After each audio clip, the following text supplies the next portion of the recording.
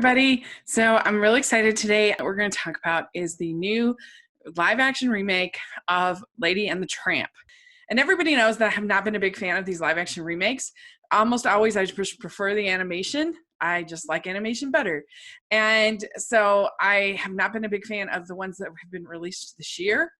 I like some of the other ones in previous years, like Cinderella, and I like the Jungle Book pretty good. So there's a couple that I like, but for the most part, I always prefer the animation. This new version of Lady and the Tramp for Disney Plus, and I do think that this is the best of the live action remakes from this year. That's not saying that much because I didn't really like any of them. And and so here we have this Lady and the Tramp, and I think the best thing that this has going for it is these dogs are so cute. There's some parts where they go into the CG dogs that isn't as cute and looks a little weird. And definitely the CGI cats was really strange. Did a really good job finding these dogs that look enough like Tramp and Lady. And most of the scenes with Lady are particularly cute. They get the Christmas scene at the beginning down perfect. It's exactly like it is in the original. I also think that the spaghetti scene was pretty cute.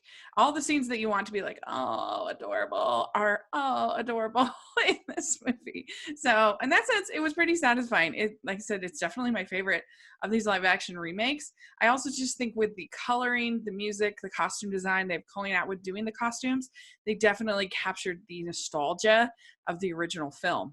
And so that all works pretty well. Overall, this is just a sweet, harmless little movie. And I definitely think that I am kinder to it because I didn't have to deal with the unending, horrible marketing that Disney does on these movies.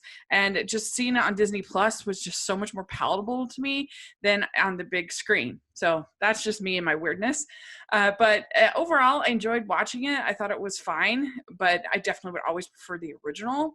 And so as far as the negatives on this movie, I think that the CGI cats, and they got rid of the Siamese cat song, which whatever, it's fine. I think the flaw in the original film was that they set up the Siamese cats as these villains, and then they're gone, and then you never see them again after the song, which is really weird. Obvious that the cats have caused all of the damage that it sort of makes the human character kind of nonsensical. And also their decision with Aunt Sarah, because Aunt Sarah is terrible in this movie. Like she's always terrible character.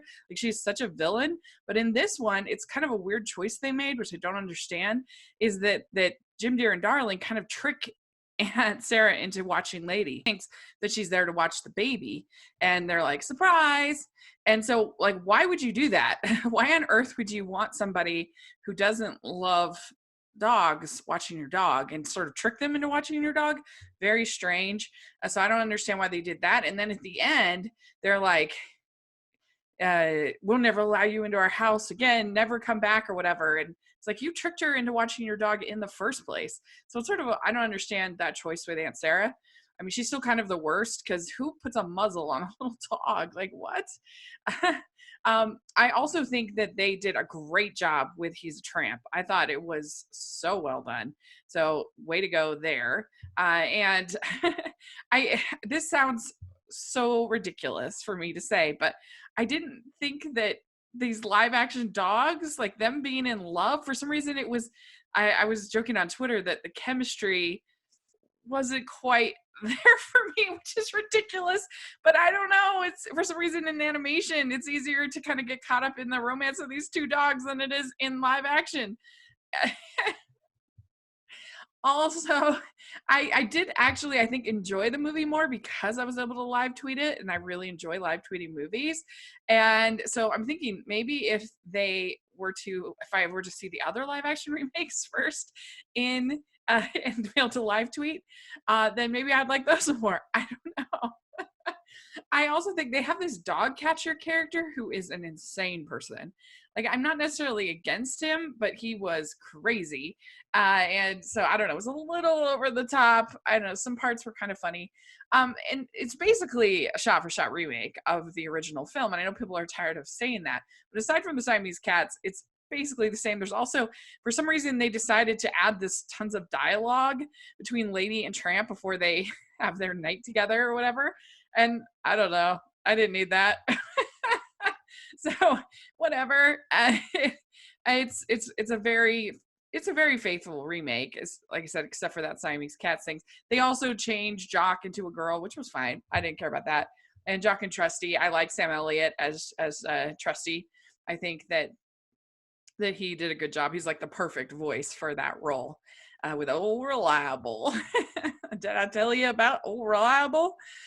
So there you go. That's kind of my thoughts on Lady and the Tramp. It's serviceable. It's fine, but I don't think it will.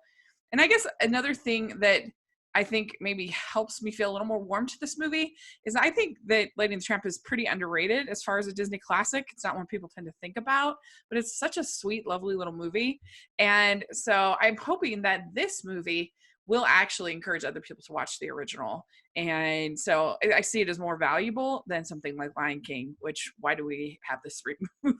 I don't know.